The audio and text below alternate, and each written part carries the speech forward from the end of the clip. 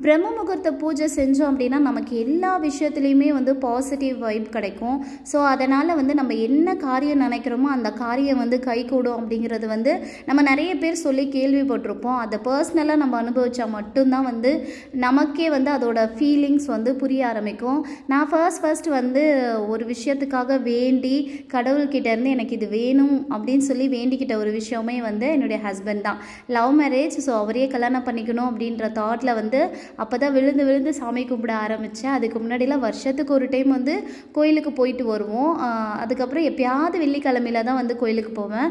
So ஹஸ்பண்டை கல்யாணம் பண்ணிக்கணும் அப்படின்ற ஒரு ரீசனுக்காக மட்டும்தான் வந்து கோயிலாக போயிட்டு வேண்டுதல்லாம் வச்சு நாங்கள் வந்து மேரேஜ் பண்ணிக்கிட்டோம். ஸோ அதுக்கப்புறமேல் வந்து நான் ஒரு விஷயத்தை வந்து கடவுள்கிட்ட பிடிவாதமாக வேண்டின ஒரே ஒரு விஷயம் வந்து ஒரு முக்கியமான விஷயத்தை வேண்டி அவர்கிட்ட இருந்து நான் அதையும் வாங்கிட்டேன். அப்போ வந்து நான் இந்த பூஜையை வந்து இது பண்ணேன். நான் செகண்டாக ப்ரெக்னெண்ட்டாக இருக்கும் போது தம்பி வயிற்றில் இருக்கும் போது வந்து first baby girl baby, second baby வந்து என்னன்னாலும் சரி எனக்கு வந்து பையன் வேணும் அப்படிங்கிற ஒரு தாட் இருந்தது. ஏன்னா எல்லாருக்குமே ஒரு ஆசை இருக்கும் இல்லைங்களா? ஒரு பையன் அப்படின்னா அடுத்து பொண்ணு வேணும்னு ஆசைப்படுவாங்க, பொண்ணு இருக்குது அப்படின்னா அடுத்து பையன் வேணும்னு ஆசைப்படுவாங்க. சேம் நானும் அதே மாதிரி தான் ஆசைப்பட்டேன். அப்போ வந்து நான் வந்து ப்ரெக்னென்ட் கன்ஃபார்ம் ஆனதுலேருந்தே வந்து ஒரு ப்ரெஷர் எனக்குள்ளே இருந்தது. எனக்கு பையன்தான் வேணும் அப்படிங்கிற ஒரு தாட் இருந்தது. ஏன்னா ஃபர்ஸ்ட் பேபி சிசேரியன் அப்படின்றனால செகண்ட் பேபியோட ஸ்டாப் பண்ணிக்கலாம் அப்படின்றதுக்காக எனக்கு தெரிஞ்சு தம்பி வயிற்றுல இருந்து அவங்க டெலிவரி ஆகிற டேட் வரலுமே வந்து டெய்லியுமே காலையில் விடிய காலம் 4 மணி, எத்தனை மணிக்கு எழுந்திருப்பேன், 3 மணிக்கெலாம் கூட எழுந்திரிச்சு வந்து விளக்கு போட்டுருவேன். விளக்கு போட்டுட்டு வந்து சாமி கும்பிட்டுட்டு தான் நான் அடுத்த வேலையவே செய்வேன். ஏன்னா அப்போ எல்லாமே சுத்தமாக இருக்கும். நான்வெஜ் சமைச்சேன் அப்படின்னா நான் குளிச்சுட்டு வந்து விளக்கு போடுவேன். இல்லை அப்படின்னா நான் ஃபேஸ் வாஷ் மட்டும் பண்ணிவிட்டு விளக்கு போட்டுட்டு வாக்கிங் கிளம்பிடுவேன். அந்த டைமில் வந்து எனக்கே ஒரு ஃப்ரெஷ்னஸ் ஃபீல் ஆச்சு. அந்த டே ஃபுல்லாகவே கொஞ்சம் கூட டயர்டாகவே மாட்டேன். ஏன்னா அப்போ வந்து பாப்பாவுக்கு 2 இயர்ஸ் தான். அவங்கள சமாளிச்சுக்கிட்டு நான் வந்து எல்லா ஒர்க்கையும் பண்ணிக்கிட்டு தம்பி வயிற்றில் இருக்கும் போது நான் வந்து ஜாலியாக தான் இருந்தேன். அப்போ வந்து எனக்கு இப்போ தான் அந்த விஷயம் ஃபீல் ஆகுது. நம்ம எப்படி அப்போ அப்படி இருந்தோம் அப்படின்னா நம்ம ஏர்லி மார்னிங் நம்ம சீக்கிரமாக எந்திரிச்சு ஒரு ஒர்க் ஸ்டார்ட் பண்ணுறதுக்கு முன்னாடி சாமி கும்பிட்டுட்டு ஃப்ரெஷ்ஷாக அந்த டேவை வந்து எந்த விதமான பதட்டமும் இல்லாமல் ஸ்டார்ட் பண்ணணும்னாவே நமக்கு அந்த டே ஃபுல்லாக அந்த ஃப்ரெஷ்னஸ் இருந்துகிட்டே இருக்கும். அப்படின்றது வந்து இன்றைக்கி நினைக்கும் போது தான் ஃபீல் ஆகுது. எப்படி நம்ம அப்போ வந்து அப்படி இருந்தோம், இப்போ நம்மளால் அப்படி இருக்க முடியல அப்படின்னு யோசிக்கும் போது. ஏன்னா தம்பிலாம் பிறந்ததுக்கப்புறம் என்னால் அந்த விஷயம் ஃபாலோ பண்ணவே முடியல. அப்பயுமே எப்பயாவது ஒரு நாள் வந்து காலையில் எழுந்திரிச்சு குளிச்சுட்டு விளக்கு போட்டுருவேன். விளக்கு போடணும் அப்படின்னா வந்து நம்ம வந்து இந்த மாதிரி வீடு வாசல் எல்லாம் சுத்தம் பண்ணிட்டு தான் விளக்கு போடணுமா, நாங்கள் நான்வெஜ் சமைச்சு சாப்பிட்டுட்டோம், நாங்கள் எப்படி விளக்கு போடுறது அப்படின்ற மாதிரி இருக்கும். ஒரு சிலருக்கு வந்து பீரியட் டைமில் விளக்கு போடணுமா அப்படின்ற மாதிரி கேள்வி இருந்துகிட்ருக்கோம். நம்ம வந்து ஃபஸ்ட்டு சுத்தமாக இருக்கணும், நம்ம மனசும் சுத்தமாக இருக்கணும், நம்ம உடம்பு சுத்தமாக இருக்கணும். அப்போ போயிட்டு நம்ம வந்து சாமி முன்னாடி ஒரு விளக்கு போட்டுட்டு நின்று நீ எனக்காக நீங்கள் இது பண்ணி தான் ஆகணும் அப்படின்னு சொல்லிட்டு நம்ம வேண்டுதல் என்னவோ அதை வந்து நம்ம சுவாமிக்கிட்ட சொன்னோம் அப்படின்னா கண்டிப்பாக அந்த டைமில் அவங்க கேட்பாங்க. பிரம்ம முகூர்த்த நேரம் அப்படிங்கிறது வந்து விடிய காலம் 3:30 மணிலேருந்து 6 மணி வரலும் சொல்லுவாங்க. நம்ம அந்த டைமில் வந்து விளக்கேற்றி நம்மக்கிட்ட என்ன வேணும், நமக்கு என்ன வேணுங்கிறத வந்து நம்ம கடவுள் முன்னாடி உட்காந்து ஒரு தியானமாக பண்ணி எனக்கு இதை கொடுங்க அப்படின்னு சொல்லிட்டு நம்ம வாய் விட்டு கேட்கணும். நம்ம மனசுக்குள்ளே வேண்டதை விட வாய் விட்டு கேட்டோம் அப்படின்னா வந்து அது வந்து கடவுளுக்கு கேட்டு அவர் நமக்கு என்ன தேவைங்கிறத வந்து கண்டிப்பாக நிறைவேற்றுவார். இன்னொன்று வந்து சயின்டிஃபிக்காக சொல்கிற விஷயம் என்ன அப்படின்னா நம்ம ஏர்லி மார்னிங் எழுந்திரிச்சு வந்து நம்ம ஒரு விஷயத்தை செய்ய ஆரம்பிக்கிறோம் அப்படின்னா நம்ம எண்ணம் நம்ம செயல் ரெண்டுமே வந்து நம்மளை வந்து வாழ்க்கையில் நெக்ஸ்ட் லெவலுக்கு கூட்டிகிட்டு போகும் அப்படின்னு சொல்லுவாங்க. நம்ம மார்னிங் எந்திரிச்சு வாக்கிங்லாம் போகும்போது ஃப்ரெஷ் ஹேராக இருக்கும். அப்போ வந்து சூரியனோட தாக்கமோ சந்திரனோட எதுவுமே இல்லாமல் வந்து எந்த விதமான சத்தமும் இல்லாமல் ஒரு மாதிரி காமாக இருக்கும். நீங்கள் ஒரு நாள் வந்து ஒரு 4 o'clock அந்த சம்திங் நீங்கள் எந்திரிச்சு மாடியில் போய் நின்று ஒரு 5 minutes நின்னீங்க அப்படின்னா அந்த ஃப்ரெஷ் ஹேர், அதுக்கப்புறமேல வந்து எந்த விதமான சத்தமுமே இருக்காது, வண்டி போகிறதோ எந்த சத்தமுமே கேட்காம ஒரு மாதிரி ரிலாக்ஸ்டாக ஃபீல் பண்ண ஆரம்பிப்பீங்க. அந்த டேயில் வந்து அதே மாதிரி ஒரு விளக்கு இல்லைன்னா வந்து 5 விளக்கு ஏற்றுவாங்க. அது எதுக்காக அப்படின்னா பஞ்சபூதங்களுக்காக வந்து 5 விளக்கும் ஏற்றுவாங்க. நம்மளால் முடியல அப்படின்னா நம்ம ஒரு விளக்கு ஏற்றி சுவாமிகிட்ட வழிபட்டோம்னாவே நம்ம என்ன விஷயத்தை நினச்சி வேண்டிக்கிறோமோ அது கண்டிப்பாக நமக்கு சக்ஸஸ் ஆகும். ஒரு சிலர் வந்து மேரேஜ் ஆகணும் அப்படின்னு வேண்டிப்பாங்க, ஒரு சிலர் குழந்தைங்களுக்காக, வீடு கட்டணும், நோய் நொடி இல்லாத வாழ்க்கை வேணும் அப்படின்னு வந்து நம்ம கடவுள்கிட்ட வேண்டிக்கலாம். பிரம்ம முகூர்த்த நேரத்தில் நம்ம எந்த ஒரு நல்ல விஷயத்தை செஞ்சு செயல்பட்டோம்னாவே அது வந்து நமக்கு சக்ஸஸாக தான் கொடுக்கும். வீட்டில் வந்து பசங்களாக இருக்காங்க அப்படின்னா அவங்கள வந்து ஈவினிங் டைமில் படிங்க அப்படின்னு சொல்லிட்டு ப்ரெஷர் பண்ணாமல் விடிய காலம் 4 மணிக்கு அவங்கள எழுப்பி விட்டு படிக்க வச்சிங்க அப்படின்னா வந்து அவங்க படிக்கிற எல்லா விஷயமே வந்து அவங்களுக்கு ரிஜிஸ்டர் ஆகும். நம்ம வந்து இப்போ தான் வந்து இவ்வளோ விஷயத்த வந்து யூடியூப் இந்த மாதிரி விஷயத்தெல்லாம் தெரிஞ்சுக்கிறோம். ஆனால் நான் ஸ்கூல் படிக்கும் போதே வந்து இந்த மாதிரி ஃபோன் ஃபெசிலிட்டிஸ் யூடியூப் அந்த மாதிரிலாம் எதுவும் கிடையாது. அந்த டைமில் வந்து எங்கள் அப்பா சொல்கிற விஷயம் வந்து விடிய காலம் சீக்கிரம் எந்திரிச்சு படிக்கணும் அப்படின்னு சொல்லி சொன்னாங்க. அவங்களுக்கு அவங்களோட முன்னோர்கள் சொன்ன விஷயம் அதுதான். ஏர்லி மார்னிங் படித்தா அந்த விஷயம் வந்து ரிஜிஸ்டர் ஆகும் அப்படிங்கிறது. என்ன ரீசன்னே தெரியலனாலும் அவங்க அப்போ சொல்லும் போது நானுமே அதை ஃபாலோ பண்ணேன். எக்ஸாம் டைமில் மட்டும்தான் அந்த மாதிரி நடக்கும். மற்ற டைம்லலாம் நான் எந்திரிக்கவே மாட்டேன். இப்போ தான் வந்து அந்த மாதிரி பிரம்ம முகூர்த்த நேரம், அந்த பூஜை, இந்த விஷயத்தை எல்லாமே வந்து செய்ய ஆரம்பிச்சிருக்கேன். பிரம்ம முகூர்த்த நேரத்தில் நம்ம எந்த விஷயம் படித்தாலுமே அது வந்து நமக்கு நல்லாவே ரிஜிஸ்டர் ஆகும். ஏன்னா வந்து மைண்டுமே ரொம்ப ரெஃப்ரெஷிங்காக இருக்கும். இருக்கிற சூழ்நிலையிலுமே ரொம்ப சத்தமே இல்லாமல் ரொம்ப காமாக இருக்கிறதுனால ஒரு விஷயம் நம்ம ஒரு டைம் படித்தோம்னாலே அந்த விஷயம் வந்து நமக்கு ஈஸியாக வந்து மைண்டில் வந்து அப்சர்வ் ஆகிடும். ஸோ அந்த ரீசனுக்காக தான் வந்து அந்த டைமில் வந்து படித்தா மனசில் நிற்கும் அப்படின்னு சொல்லிட்டு நம்மளோட முன்னோர்களும் சொல்கிறாங்க. பிரம்ம முகூர்த்த நேரத்துக்கு நான் எந்திரிச்சு பூஜையெல்லாம் செய்யலாம் அப்படின்னு நினச்சது வந்து ஒரு 4 மணிக்கெலாம் எந்திரிச்சிட்டு வாசல்லாம் கூட்டிகிட்டு வந்து கொஞ்சமாக மஞ்சத்தூள் ஆட் பண்ணி தான் வந்து தண்ணியில் வந்து தண்ணி தெளிச்சிருந்தேன். எப்போயாவது ஒரு நாள் தான் வந்து சாணி கிடைக்கும். வில்லேஜ் சைடு இருக்கிறவங்களுக்கு எல்லா விஷயமுமே வந்து ஈஸியாக கிடைக்கும். கொஞ்சம் சிட்டி, அது இன்னும் ரொம்ப நல்ல சிட்டிக்குள்ளே இருக்கிறவங்களுக்குலாம் இந்த ஆப்ஷனே கிடையாது. நான் கொஞ்சம் சிட்டியில் இருக்கிறனால எனக்கு வந்து சாணி கிடைக்காதனால கிடைக்காத அன்னைக்கு நான் என்ன பண்ணுவேன்னா கொஞ்சமாக வந்து மஞ்சத்தூள் தண்ணியில் ஆட் பண்ணி நான் அந்த வாசை தெளிச்சிடுவேன். எதுக்காக அப்படின்னா கிருமி நாசினியாக இருக்கும்.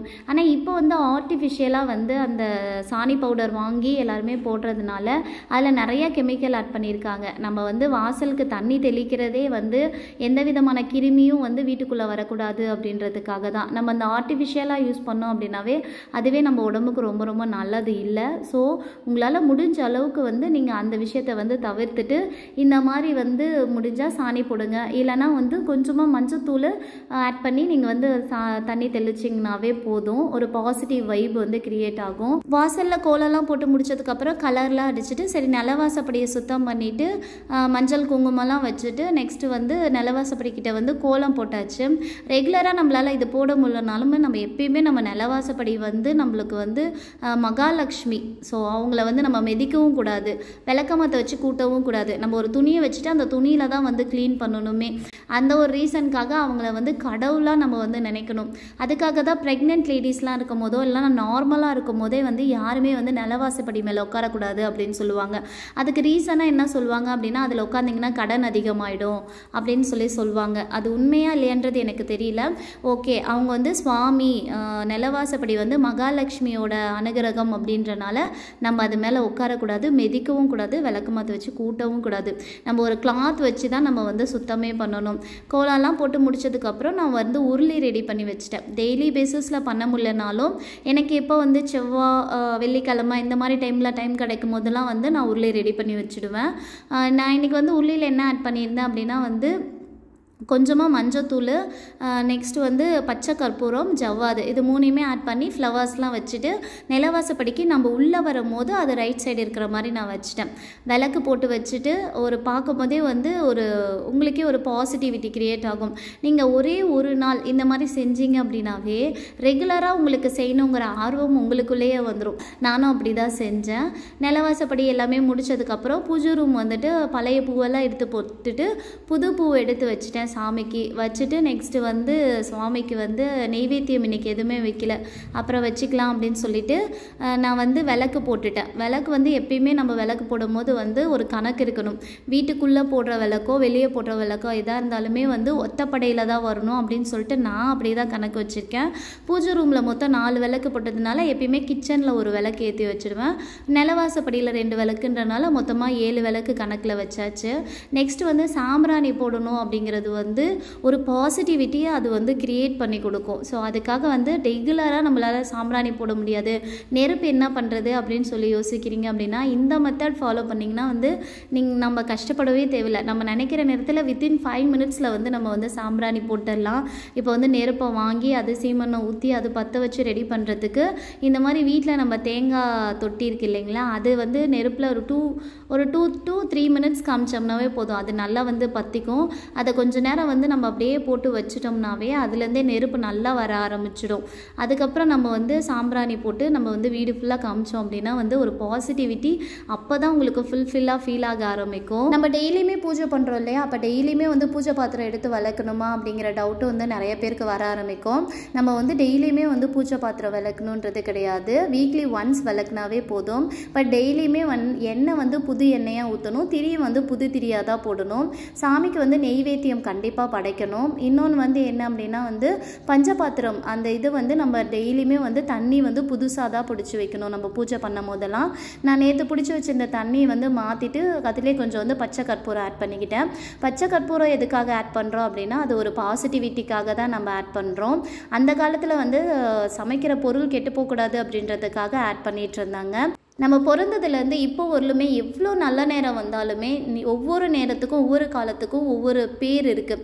ராகு காலம், யமகாலம், அந்த மாதிரி நிறைய பேர் இருந்தாலுமே அந்த பிரம்ம முகூர்த்தத்துக்கு இருக்கிற ஸ்பெஷல் வந்து எந்த இதுக்குமே கிடையாது. ஒரு கல்யாணம் பண்ணுறாங்க அப்படின்னா வந்து பிரம்ம முகூர்த்த நேரத்தில் தான் பண்ணுவாங்க. ஏன்னா அப்படின்னா அவங்க கல்யாண வாழ்க்கை வந்து லைஃப் டைம் வந்து செழிச்சு நிற்கணும் அப்படின்ற ஒரே ஒரு விஷயத்துக்காக தான். நம்ம உலகத்தை வந்து 3 கடவுள் வந்து இது பண்ணிகிட்ருக்காங்க. படைக்கிற கடவுள், காக்கிற கடவுள், அழிக்கிற கடவுள் அப்படின்னு சொல்லிட்டு. பிரம்மா வந்து படைக்கிற கடவுள், விஷ்ணு வந்து காக்கிற கடவுள், சிவன் வந்து அழிக்கிற கடவுள். ஸோ பிரம்மாவை நினச்சி நம்ம சாமி கும்பிட்றதுலாம் ரொம்ப ரொம்ப கம்மி தான்.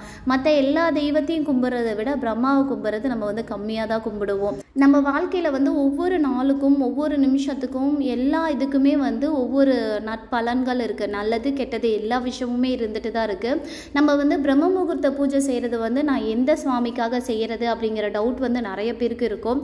ஒவ்வொரு நாளைக்குமே வந்து ஒவ்வொரு சுவாமிக்கு வந்து ஸ்பெஷல். அந்த சாமியை நினச்சி நம்ம வந்து பிரம்ம முகூர்த்த விரதம் இருந்தோம் அப்படின்னா வந்து நம்ம நினச்ச விஷயம் நமக்கு நல்லதாகவே நடக்கும். இல்லையா உங்களுக்கு இஷ்ட தெய்வம்னு ஒன்று இருப்பாங்க, குலதெய்வம்னு ஒருத்தங்க இருப்பாங்க, அவங்கள நினச்சி நம்ம வந்து பிரம்ம முகூர்த்தம் வந்து சாமி கும்பிட்டோம் அப்படின்னாவே நமக்கு வந்து நல்ல விஷயம் நடக்கும். நான் வந்து தம்பி வேணும் அப்படின்னு சொல்லிட்டு பிரம்ம முகூர்த்த பூஜை வந்து இது பண்ணதே வந்து முக்கியமாக முருகர் சுவாமிக்கு தான். அவர்கிட்ட வேண்டி விரதம் இருந்து தான் வந்து நான் தம்பியவே பெற்றெடுத்தேன் அப்படின்னு கூட சொல்லலாம். நான் வந்து அதுக்கு காணிக்கையாகவே வந்து நான் வந்து மொட்டையை அடித்தேன். எனக்கு வந்து ஒரு விஷயம் நல்லதாக நடக்கணும், நான் கேட்ட விஷயம் எனக்கு கொடுத்தினா முருகா நான் கண்டிப்பாக உனக்கு மொட்டை போடுறேன் அப்படின்னு சொல்லி நான் வேண்டியிருந்தேன். அதே மாதிரி தம்பி பிறந்ததுக்கப்புறம் வித்தின் 6 months நாங்கள் போயிட்டு பழனியில் போயிட்டு மொட்டையை அடிச்சுட்டு வந்தோம். நம்ம ஒரு விஷயம் கடவுள்கிட்ட வேண்டுறோம் அப்படின்னா நம்மளை கண்டிப்பாக சோதிச்சும் பார்ப்பாங்க. அந்த சோதனையெல்லாம் தாண்டி தான் நம்ம வந்து நிற்கும் போது தான் வந்து கடவுள் ஓகே நம்ம பண்ணுற சோதனையும் இவங்க தாண்டி வந்திருக்காங்க, இனிமேல் இவங்களுக்கோட லைஃப்பில் வந்து இவங்க கேட்ட ஒரு விஷயத்தை கொடுக்கலாம் அப்படின்னு சொல்லிட்டு கடவுளுமே யோசிப்பாங்க. அதே மாதிரி தான் ப்ரெக்னென்சி டைமில் நிறைய சேலஞ்சிங் இருந்தது. அதை நெக்ஸ்ட் வீடியோவில் நான் வந்து உங்களுக்கு ஷேர் பண்ணுறேன். பிரம்ம முகூர்த்த பூஜை வந்து நல்லபடியாக முடிச்சாச்சு. தூப ஆராதனை எல்லாமே காமிச்சிட்டு சாம்பிராணியும் வீடு ஃபுல்லாக காமிச்சாச்சு. நெக்ஸ்ட்டு வந்து ஐயப்பன் கோயிலுக்கு போகும்போது ராமேஸ்வரத்தில் தீர்த்தம் வந்து எல்லாமே பிடிச்சிட்டு வந்திருந்தாங்க. அந்த தீர்த்தம் எல்லாமே வந்து வீடு ஃபுல்லாக தெளித்து விட்டுட்டேன். ஏன்னா நேற்றே வந்து வீடெல்லாம் சுத்தம் பண்ணிட்டேன். நம்ம ஒரு தீர்த்தம் தெளிக்கிறோம் அப்படின்னா வந்து வீடு வந்து ரொம்ப சுத்தமாக இருக்கணும். ஏன்னா புனிதமான நீரை வந்து நம்ம வீட்டுக்குள்ளே தெளிக்கிறோம் அப்படின்னா வந்து வீட்டில் எந்த விதமான இதுவுமே இருக்கக்கூடாது. ஸோ புனிதமாக இருக்கிறனால நான் வந்து வீடு ஃபுல்லாகவே வந்து தீர்த்தம்லாம் தெளித்து விட்டுட்டேன். இந்த பிரம்ம முகூர்த்தத்தோட பெனிஃபிட்ஸ் வந்து நிறைய பார்த்துருக்கீங்க. ஏதாவது மிஸ் பண்ணியிருந்தேன்னா மறக்காமல் கமெண்ட் செக்ஷனில் நீங்கள் கமெண்ட் பண்ணுங்கள், நானும் தெரிஞ்சுக்கிறேன்.